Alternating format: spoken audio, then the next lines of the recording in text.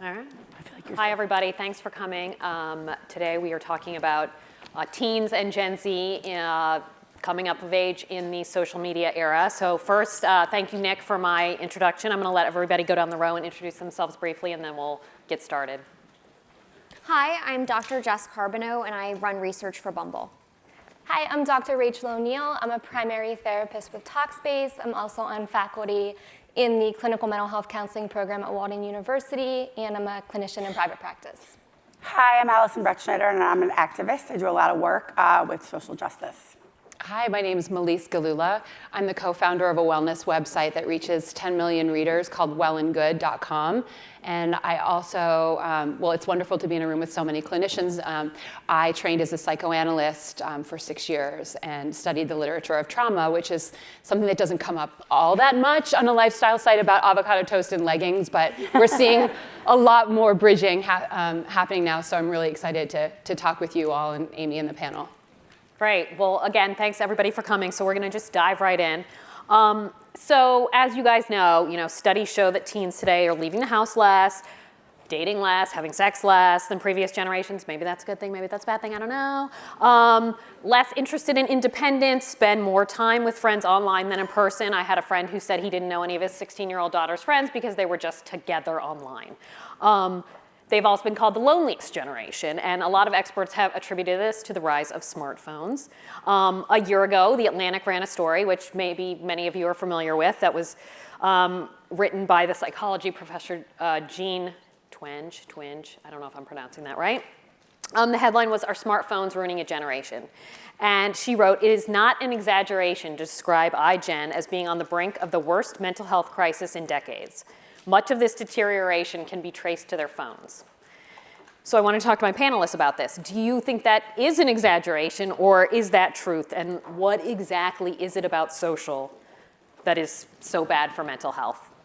Anybody, feel free to jump in. Go. We're going to toss up a coin.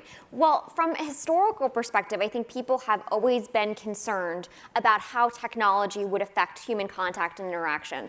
That's true from the invention of paper in the time of Socrates, when people said that people will no longer be able to record and process memory and transmit information across generations the same way they would have in the past, because they now can write it down. People were concerned that people would use just telephone standard mobile lines that came through your house, essentially, to communicate with the dead. People were worried about cars, TV, and I think cell phones and technology that comes from the smartphone obviously is the next step in this technological concern.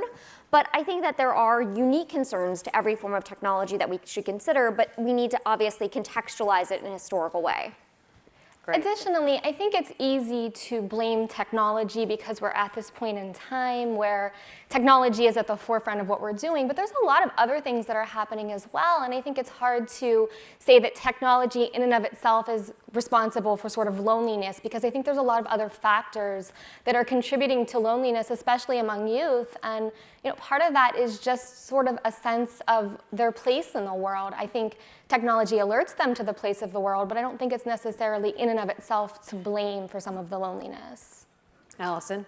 I think technology is a huge problem for our youth, but I also think as parents, it's our social responsibility and our parental responsibility to monitor what they're doing on it. So, I am very cautious with my kids with who they follow, who follows them, what they're engaging in, what conversations they're having, all those things. And it's like with anything else with children, you have to teach them. They don't know, they're just given a phone and they're like, ooh, it's like the world's your oyster. Right. So no, it's not actually. I'm your mother, and you're not following this person, and you're not doing like selfie contests of who's the prettiest. So it's really, technology is a problem, but a bigger problem that goes along with it is that parents aren't parenting. Mm-hmm. And it's the 10-year anniversary of the iPhone. I mean, culturally, we don't know what to do with this thing still. There aren't institutions providing, guidelines except like limit screen time, maybe not before the age of 2. And I think we all know that while it was meant to be, a phone with a camera in it, I don't know that anybody, except for maybe the founders of these platforms, saw it becoming the way we related to one another and stopped relating to one another. So because it's sort of serving that place culturally, and then, in the minute moments of people's day, like I could be snapping you right now, right? Rather than just turning my head toward you. I think like those are just very different things that we don't have medical studies about, and we know that technology is shaping our behaviors. And we also know that because people are using it as a platform for communication, that there are opportunities for good communication. But of course, I think culturally we're a little bit upset about the balance right now, and then like how to reassert that. So I think, media sites were very conscious, and you just have to be. And, I bet a lot of the panelists would agree that like what you put out on Instagram is not just like for you and for like your followers, but for these larger systems that we're all addressing, like mental health and communication and what the next generation is going to see, believe, and feel. And well, you segged me right into my next question, which is about Instagram. So last year, Britain's Royal Society for Public Health published a report on the effects of social on the health of people ages 14 to 24. And they were looking at issues including emotional support, anxiety, depression, loneliness, sleep, body image, community building, bullying, and FOMO, which we all have. And they found Instagram to be the most detrimental to mental health and well-being. YouTube rated as the most positive. So what are your opinions? Can we go down the row or maybe we start with Alison, because you have a big platform on Instagram. Why do you think Instagram rates so negatively? I think for sure it's because it's a competition. It's how many followers do you have? How many likes do you get? Oh my God, she commented on her picture, not mine. Oh my God, does she like her better? I thought we were best friends. She said happy birthday to my BFF. I thought I was her BFF. It's like everyone is literally getting so caught up. And it's the same thing like when we were in, now obviously we're in a different world, but like when magazines were popular when we were younger, it was the same thing with them portraying the skinny models. Yeah. And so it's no different on social media, except now our kids have so much more access to it. I wouldn't buy my kids Vogue at 8 years old, but right. 8-year-olds are on Instagram. So people only put out what they want you to see. There's filters. It's like the same thing, like when models are in magazines, they're airbrushed. So I think with Instagram, it becomes a competition. When I see one of my daughter's friends, post, go follow so-and-so because we want to get her to 500 followers. I screenshot it to both mothers, the mother of the daughter that posted it and the mother of the kid they're promoting. And I'm like, do you really, is this the message you want to your kids? That it's how many followers they have is what's important? And no less, are you monitoring who is following your children? Because my kids are on private and they cannot accept anybody. Even you are on private and you have like 200,000 followers. So it's really interesting. I go on and off private. Okay. Absolutely. I go on and off a lot. But for my children, when they first got their Instagram accounts, I said, here's the deal. If you follow anybody without my permission, if you accept anybody without my permission, you're done. So my 9-year-old would come in and be like, Mom, can grandma follow me? I was like, she's like, you said I had to always ask. I was like, okay, fair.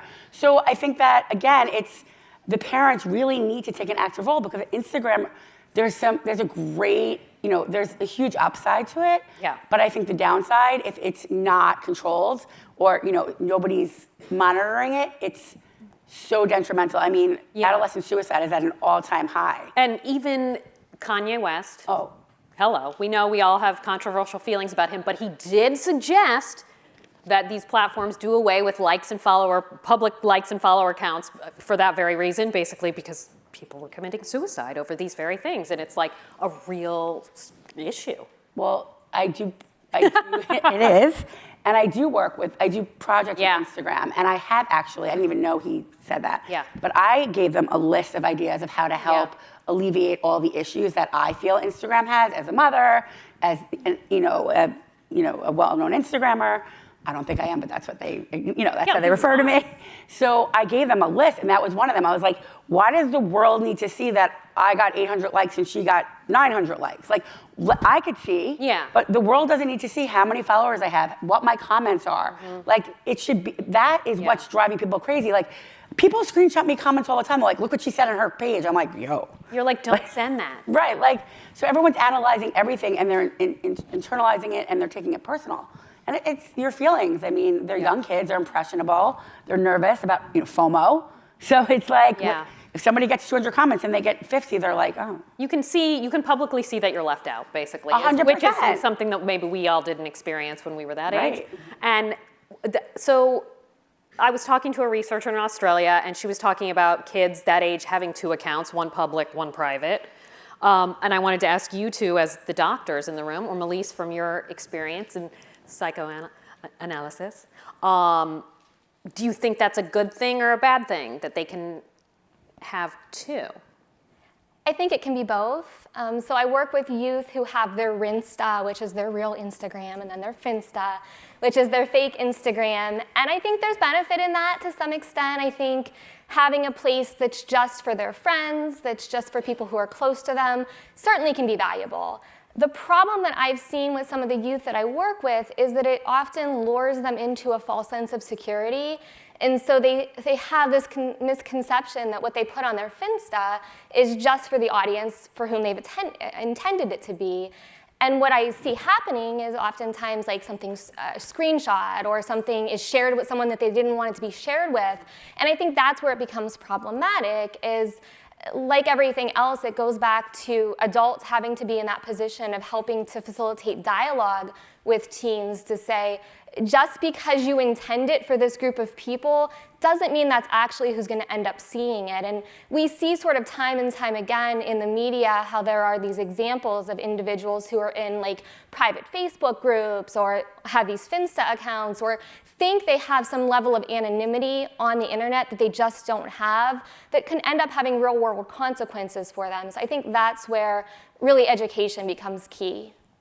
I think it's very interesting to think about why people may have 2 accounts. So I think that there are many adults we could imagine have accounts that are related to their work, something that they want to be public-facing, building their brand, putting something out there about themselves that they want the public to see so that they can grow and develop, and as well as a private account so that they can share more personal things. But I think youth may be the same way. Obviously, there could be, a more perhaps inappropriate motive for young people to have 2 accounts, given that they're still in that period of experimentation and are less likely to have good mechanisms by which to self-monitor and control.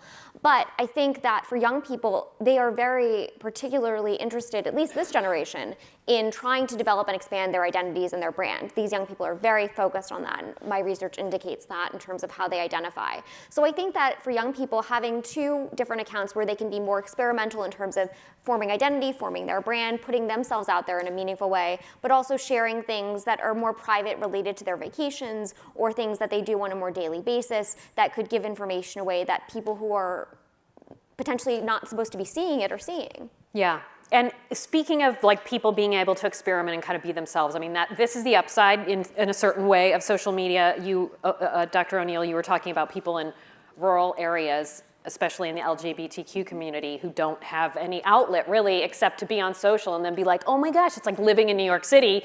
You've got everybody. But if you're in a rural community, that this is maybe a place where you can find your peeps. Absolutely, yeah, absolutely. I mean, some of the youth that I work with are, I identify as individuals from the LGBT community, and living in a rural environment, A, they might not be ready to be out, so they're not ready to take that step and be out, or B, they might just not feel safe doing so, or might not have anybody in their community with whom they can identify, and the internet has opened that space up to them. They've found a voice on social media. They've found a space to connect with other people. They found mentorship, and that has been incredibly valuable for many of the youth that I've worked with. It's really created a space that might not otherwise be available to them. And so for Alison and Melisse, do you think that more exposure through the site or through your social channels or through your own social channel, that with more exposure, people can become more open? And I mean, can we do good on these platforms and change minds, or are we just, Yeah, no, I think that media companies in particular are really aware of this from the get-go. And we founded Well and Good. It was a time where we're journalist founded, and we said, this is going to be a no bikini body, flat abs before summer kind of space, that the kind of content we wanted to put out there was really about there's nothing wrong with you at all. Wellness is what you get to add to your life, like that hour at SoulCycle. Problematic or not, depending on your position on the last panel, or making a green smoothie, or putting your phone down at 9 so you can get good rest at 10 before you have to wake up at 7 in the morning. So there are a lot of practices that we can share and be really conscious of online where people may not have access, like in New York and LA.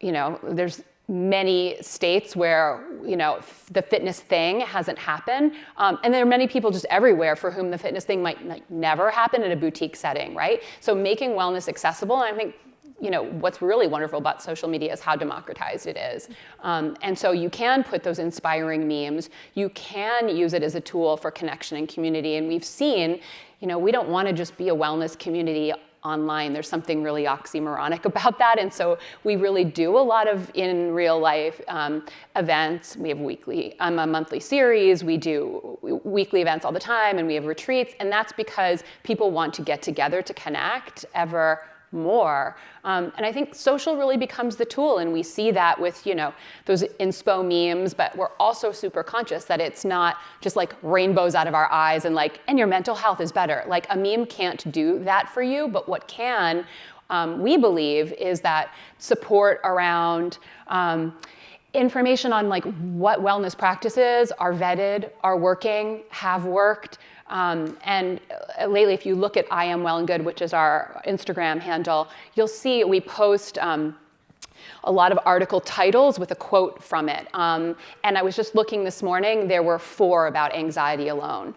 We have seen in the past year and a half that anxiety and depression articles have super peaked for us. And it probably has run its course culturally from this wellness wake-up call that we have had as a country, and that's now sort of, first we were aware of what, foods we were eating and how important that was to our health, and, the fitness revolution has happened, the clean beauty revolution is happening, and all expletive is breaking loose in this country right now, and it is shaking up, I think, not just a lot of trauma, but a lot of great conversations for people, and so social needs to be a place where people can contribute to and get support around those huge conversations that are sparking anxiety, depression, and a lot of the issues that the clinicians here today have been talking about.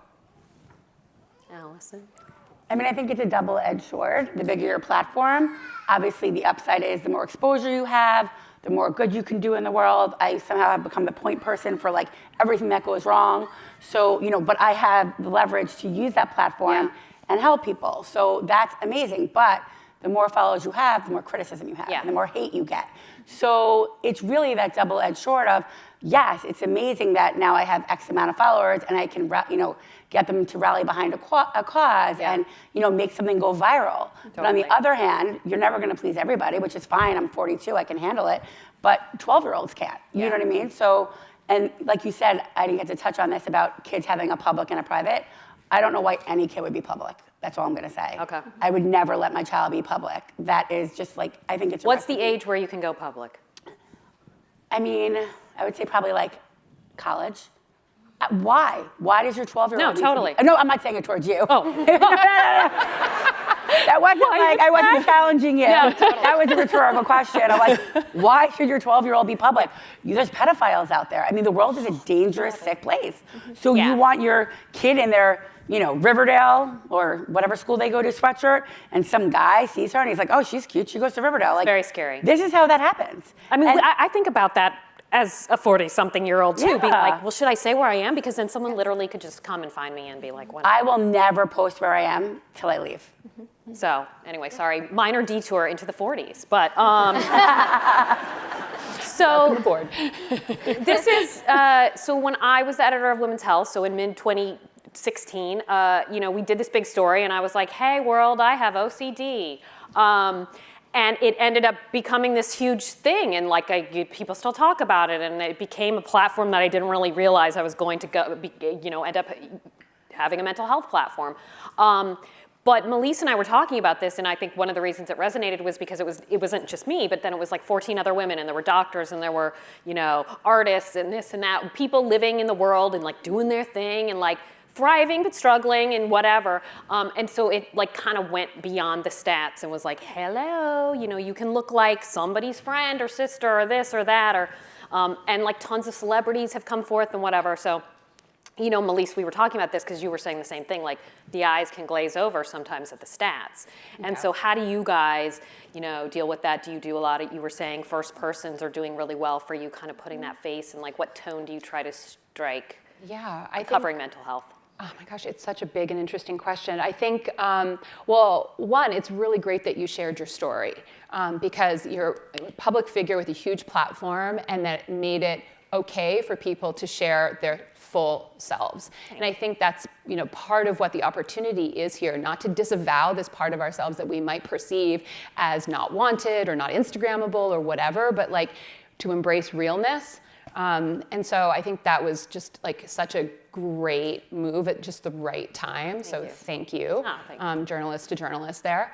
And then I think, what's also just really interesting is that like in the wellness space, people are curious about like how, where do they, is this just like I'm nervous, or is this anxiety? Is this just I'm bummed out, or is this depression? And like we live in New York where it's okay to be like a mini Woody Allen and talk about your therapist, But there are places where it's just like not done, not cool, not spoken about. And we've seen in the UK, huge platforms, and we have Michael Phelps talking about it. So like these bigger things that do really, I think, help move the needle. And we have a psychiatrist that is on our Well and Good Council, which is kind of, they're handpicked health experts who we let write and speak directly to our readers. It's Dr. Drew Ramsey at Columbia. And he was telling me how many of his patients who are on pharmaceuticals for something, one of the many, and are talking to him, asking him about CBD. And they're wondering, hey, is this something that could get me off this pharmaceutical at some point? I've heard it's really hard to get off that pharmaceutical. Maybe I shouldn't take it, Dr. Ramsey. And so I think that's really interesting too. People are kind of leaning into wellness and wondering, they're suspicious of pharma, I think, this generation. And they're wondering, can wellness be helpful to them or not? So like our role is to recognize, when aromatherapy can like help you chill out and like get to sleep versus when you need, something a little more serious, like, a therapy session. Yeah. Or, so I think really it's important to us that we have this expert panel and that we're working with mental health professionals to help deliver that information. One of the most popular articles in the past few weeks that on the site was what to say to somebody who's having a panic attack or is, lives with anxiety, and like how to be helpful. And, the title implied that like saying it's all going to be fine is not always what people need in the moment. And the comments were really, really interesting. Some people said, I do need to hear that. Other people were like, no, I need you to like hold my hands and like breathe with me and teach me how to do that. So I do think that like wellness can inform some of the practices that are being used too, through social, through the internet, through these layers that we have, these tools that we have. Real people comments on stories like that are so interesting because you really learn a lot of new things that you didn't even like think about. I love the comments on your post when they're social like media. Nice comments. On the flip side, I want to talk about bullying. So Alison, her Instagram bio, if you guys don't know, starts out this way: anti-bully, la fucking duh. So, do no harm, take no shit, which I just love because it's sort of like the dropping of the F-bomb combined with kindness is like the way to get people to be nice. So I want to know, what do you think about social bullies, and the doctors weigh in too, like social bullies versus real life bullies? And I read somewhere that girls are more likely to bully online than they are in person, where boys are just like, I'm gonna punch you, but like girls can like kind of be anonymous or just like drop their comment and do that. And so like, what do you see, or what do you guys see people being bullied about online, and like how do you shut that down? everything. Everything. Like, I can't even believe the comments I read on social media. Like, sometimes I really have hope for humanity, Yeah. and then other times I read comment sections, and I'm like, oh my God, like, this can't actually be. The things that people feel empowered to say behind a screen, they would never, ever say to anybody. And, you know, again, you forget that, you know, we are who we are, but everyone's different. We were all raised by different people with different values and different moral codes.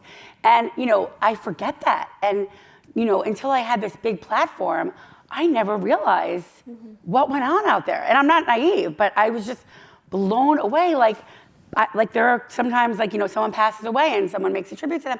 You know, do you remember Big Ange? She was on like a TV show. I don't remember. No. It was brought to my attention because of the bullying. So she had passed away from lung cancer, and like her son made a post, and people were like, good, I hated her. Oh, yeah. I was like, oh my goodness. And then like a woman got engaged at the Cubs World Series, and ESPN posted it, and she was, you know, she wasn't a size 0. This girl just got engaged, and people were like, oh, so fitting you got engaged at like the Cubs game, you're marrying a bear. And I was like, it was so awful that I reposted it, and I said to my followers, there's 800 comments. If you could go over there and leave a positive comment and outweigh it, and by the end we were at like 10,000 comments. So like the good outweighed the bad.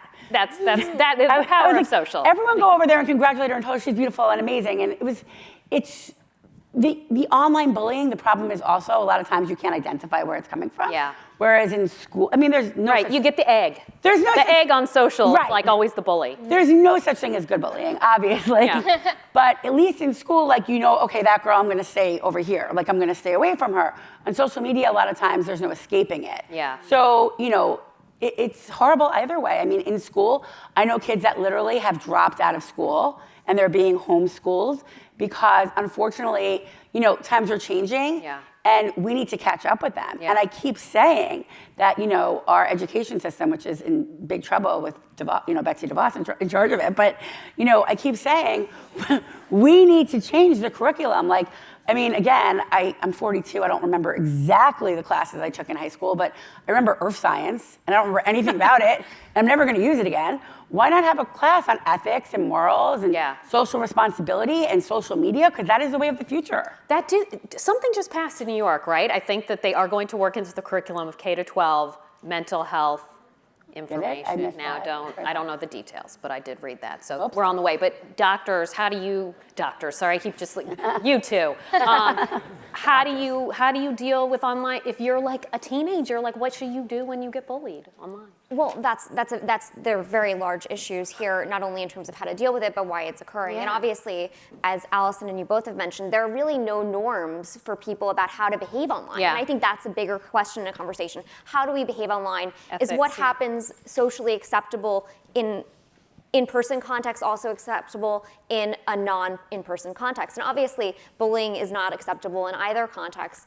And I think that when young people are bullied, they need to reach out to the community for support, whether that be their family, their friends, a teacher, lay person, or somebody who's in a synagogue or church or what have you, and try to reach out for support in that way. And I think that it's very hard in many contexts in online bullying because it's either covert or overt. Some of these comments may be just obvious that are, you know, she's obviously not a 0, you're marrying a bear. That's a direct attack. But a lot of these comments that I have been reading about from different research studies indicate that it's pretty latent and not necessarily obvious to people. It's just sort of these digs that are indirect but can have a very large toll on young people's mental health. It's like passive aggressiveness. They're backhanded. Correct. Yeah. They're backhanded insults. They're backhanded insults that on their face may not necessarily seem to somebody who's reading it problematic, but when taken contextually, they're highly problematic. So I think that if we think about bullying in a covert and an overt way online,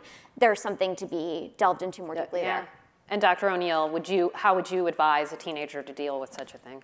So I'm even thinking about, John Ronson wrote an amazing book on shaming, and he talks about this issue of internet shaming. And so we don't necessarily always think of that as like a form of bullying, but there's a great example from that book that talks about the case of a woman, I believe her name was Justine Sacco, who sent a very ill-advised tweet. She was getting ready to get on a plane, and she made this joke, and it was not a great joke by any means. She was being sarcastic about going to Africa and just said something that was just not a great joke. But it had, in her defense, she did intend it to be a joke.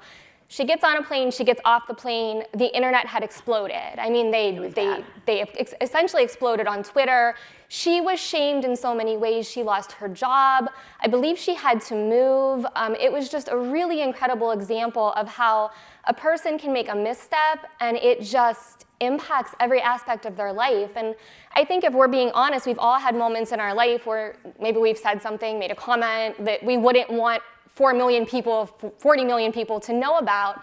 And I think that's where education comes in on both sides. Number one, helping teens to notice that what you say has consequences and there can be a real permeance to what you say.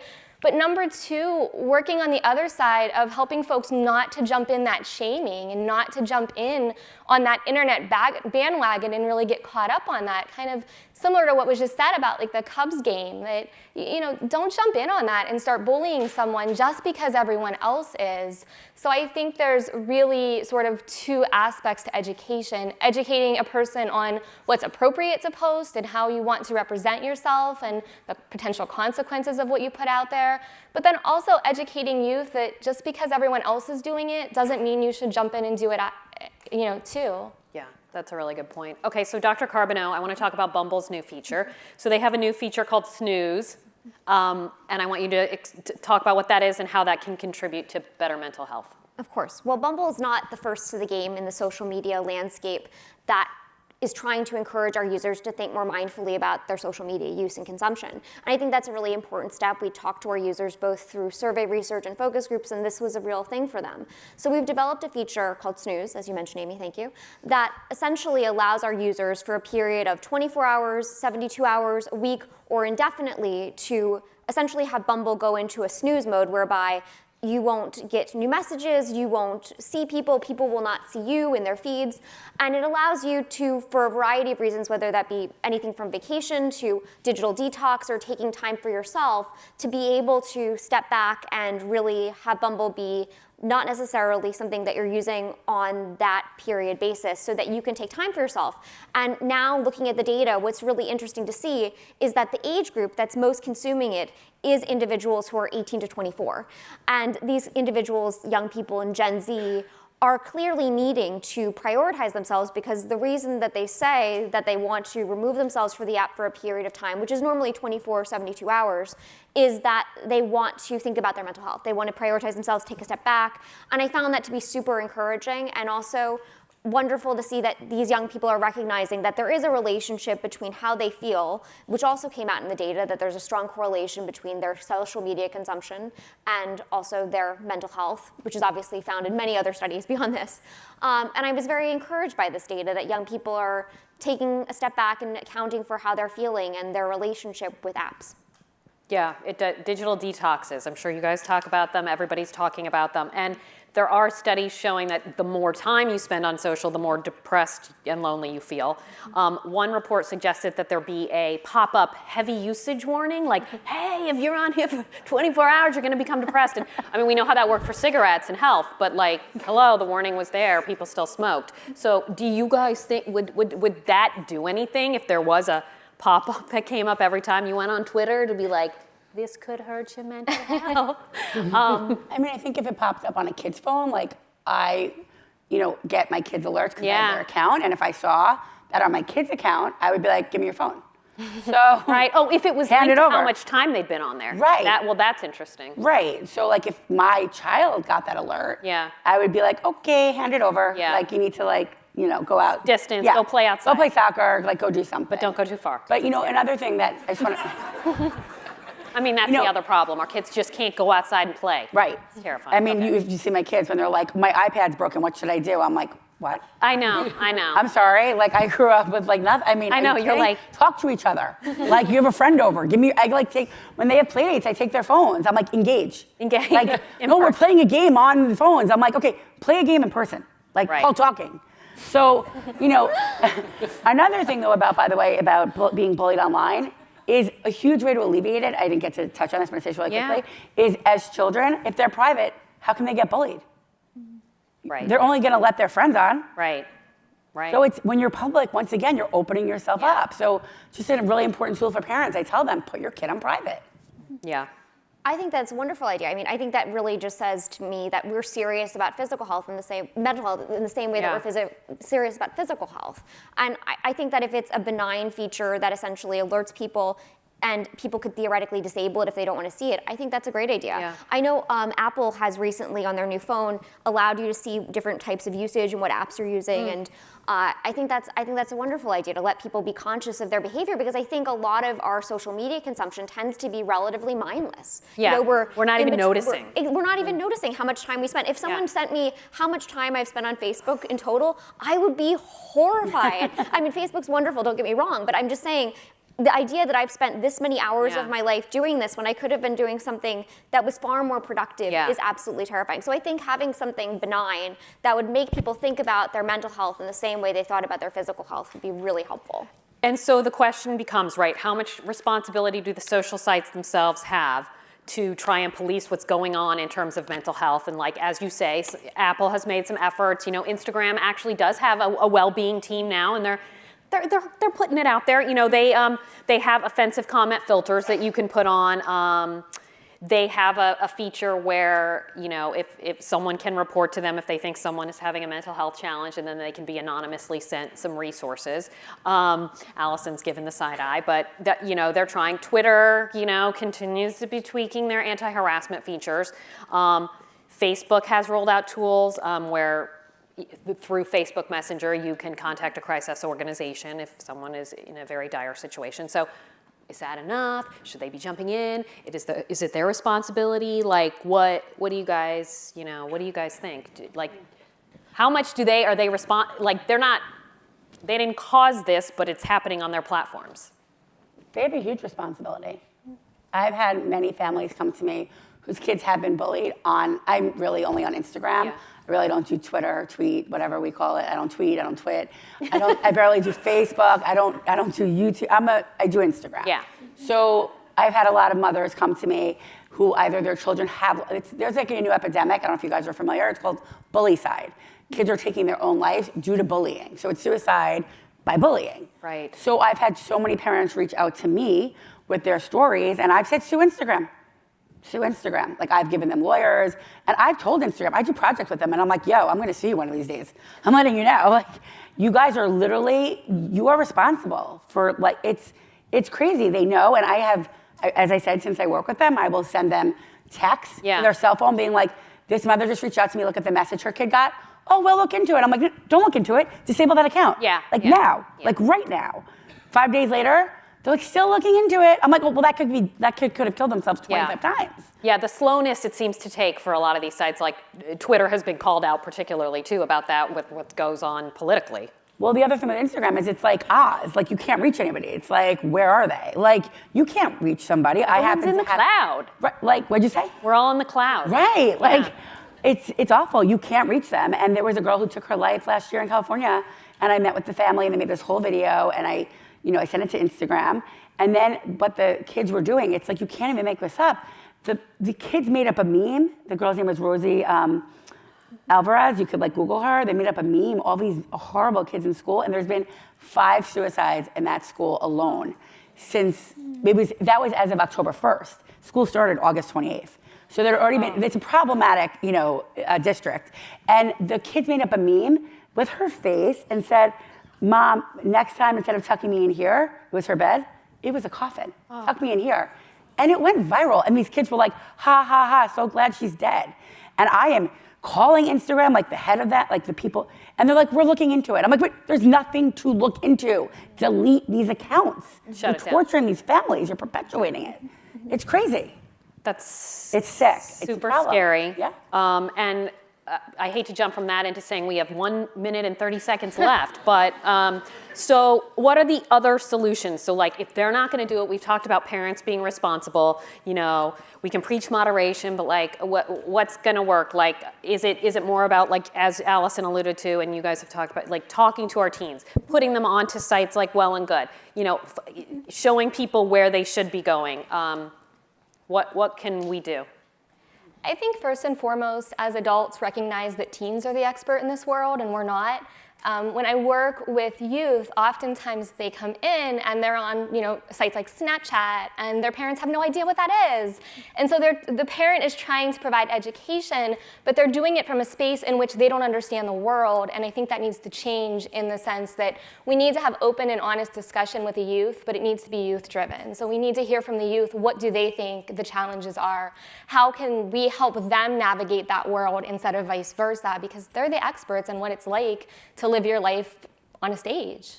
Right, and be on that platform yourself. Understand it if you have Right. a teen there, so you can like speak to them like a normal, Right. like a normal. So teen. you can understand what it's like. Yeah. Anybody else? I mean, 12 seconds. I tell my kids all the time, if you're not sure if you should say something, just imagine your boss, Don't your say it. teacher, your principal, your mom, if you're engaged, like your fiance's parents reading this, would you be proud? And if you wouldn't, don't write it. If you wouldn't say it to their face, don't write it behind the screen. That's good advice. Final words from Alison. Thank you. Thank you all for being on the panel and for your insights. Thank you guys for listening.